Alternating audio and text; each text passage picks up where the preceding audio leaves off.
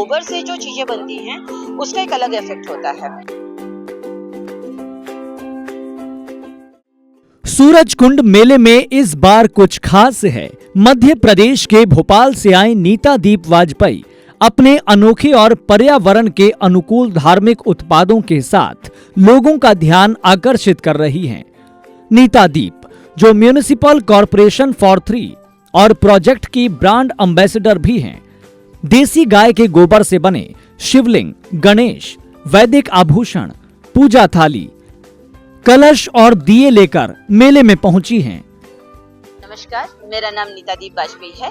मैं भोपाल मध्य प्रदेश से हूँ और मध्य प्रदेश संस्कृति और एवं पर्यटन की तरफ से मुझे गौशिल्प के लिए भेजा गया है, जिसमें गौशिल्प में आप देख रहे हैं कि यहाँ पे कई सारे प्रोडक्ट हैं।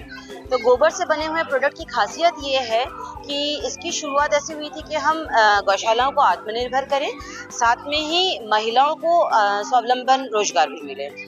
तो दोनों चीजें जोड़ के जब हम काम करते हैं और गोबर को पूरी तरीके से, आजकल खाद में भी बहुत ज्यादा इस्तेमाल नहीं होता है और जितने हमारे गौवंश होते हैं तो डेयरी प्रोडक्ट्स, और अगर हम पंचगव्य की भी बात करें तो उसमें भी गोबर का उपयोग तो हो नहीं पा रहा था। तो गोबर से जो चीजें बनती हैं उसका एक अलग इफेक्ट होता है।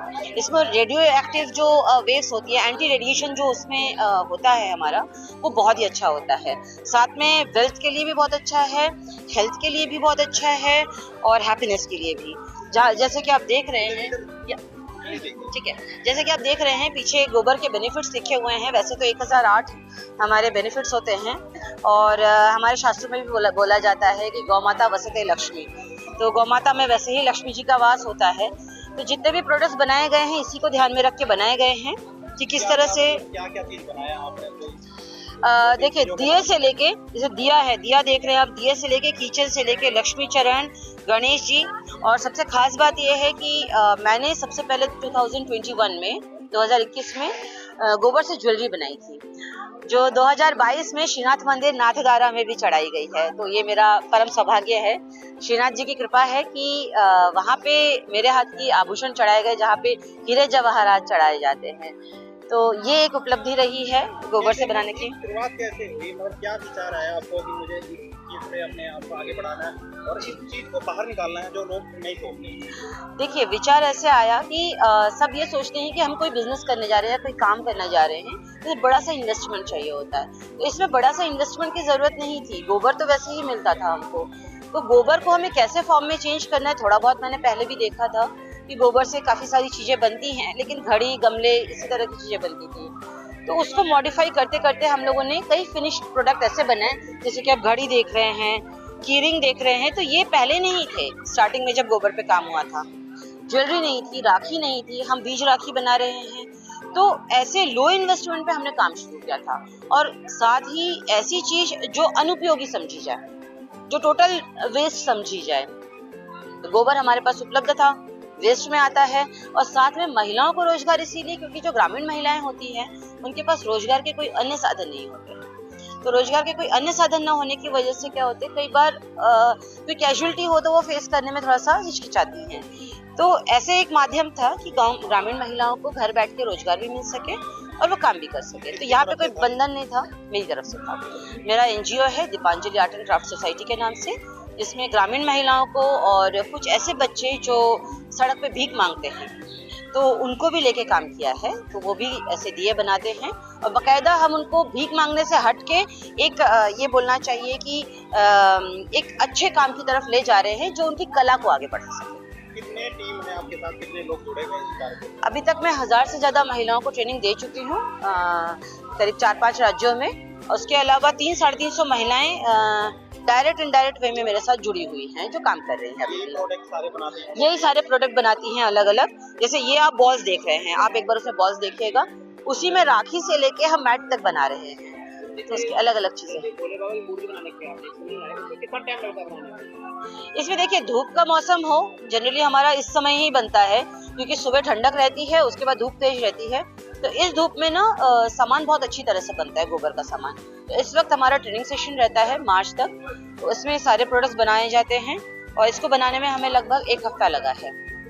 कितना, मतलब मैम ये जो शुरुआत की आपने, शुरुआत कब कौन से सन से कर दी आपने? मैंने शुरुआत कहाँ की से की थी आपने? 2015 से शुरू किया था और मेरे गुरु भाई हैं हुकुम सिंह भाई पाटीदार, भोपाल से ही हैं, तो उन्होंने मुझे थोड़ी बहुत चीज़ें सिखाई थी और उनका मार्गदर्शन में कई चीज़ें मैंने बनाई भी है, उनके साथ बैठ के भी बनाई। कोई अवार्ड भी मिल चुका है आपको? हाँ जी, इस पे मुझे गौपुत्री सम्मान मिला है, अटल सम्मान मिला है, गौधन महासंघ का सुदर्शन अवार्ड मिला है, इसके अलावा भोपाल रत्न अवार्ड मिल चुका है, स्वयं सिद्धा अवार्ड मिला है मध्य प्रदेश लेखिका मंच का कि स्वयं से हमने आगे कदम रखा है। इसके अलावा women of the millennium award मिला है, change maker of the year award मिला है। तो ऐसे कई ऐसे प्रोत्साहन मिले हैं, राज्यपाल पुरस्कार भी मिल चुका है मध्य प्रदेश और छत्तीसगढ़ से। तो एक सम्मान मिलता है तो अच्छा लगता है कि हमारे काम को पहचान मिल रही है। विदेशों में भी सर इसकी मांग है क्या? आप कभी गए हैं वहाँ पर देख रहे हैं? विदेश में मैं सामान तो लेकर नहीं गई हूँ, लेकिन हाँ मांग जरूर है, क्योंकि मैं अभी इसी मेले की बात करूँ तो ग्रीस इटली से लोग लेकर गए हैं सामान, और उसके अलावा इसके पहले मैंने खजुराहो में भी किया था, खजुराहो में भी मेरा जर्मनी में गया है सामान, तो ऐसे बहुत सारे यूएस में गया है सामान। तो जो विजिटर्स आते हैं वो सामान लेकर जाते हैं। मेले में आप पहली बार आए हैं या इससे पहले? नहीं, सूरजकुंड में मेरा पहली बार है, लेकिन इसके पहले भी मैं नेशनल फेयर्स बहुत सारे कर चुकी हूँ, जैसे लोकरंग है, गोवा के स्टेट में मैं कल्चरल कर चुकी हूँ, कल्चरल डिपार्टमेंट में, दिल्ली आईजीएनसी में मैं कर चुकी हूँ पंचप्रण, इसके अलावा लोकोत्सव का कर चुकी हूँ, खजुराहो महोत्सव कर चुके हैं। तो ऐसे कई सारे एग्जीबिशंस जो एमएसएमई के और सरकार के लगते हैं कर चुके हैं। प्रधानमंत्री का भी एक नारा है कि लोकल फॉर लोकल, क्या लगता है उस चीज को बढ़ावा देगा? बिल्कुल मिलता है। मैं ये कहूँगी कि वोकल फॉर लोकल में काफ़ी लोगों में जागरूकता आई है।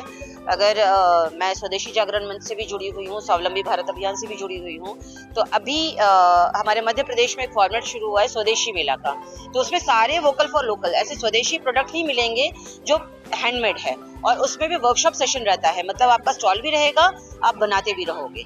तो इस तरह से एक जो आर्टिजन है उसको बढ़ावा भी मिल रहा है, और वोकल फॉर लोकल में जो कस्टमर खरीदने आ रहा है उसको समझ में आता है कि उसको बनाने में कितनी मेहनत लगती है। तो ये बहुत ही अच्छी चीज़ है, जो लोग हाथ से काम कर रहे हैं उनके लिए एक बहुत अच्छा प्लेटफॉर्म है जो वोकल फॉर लोकल शुरू हुआ है।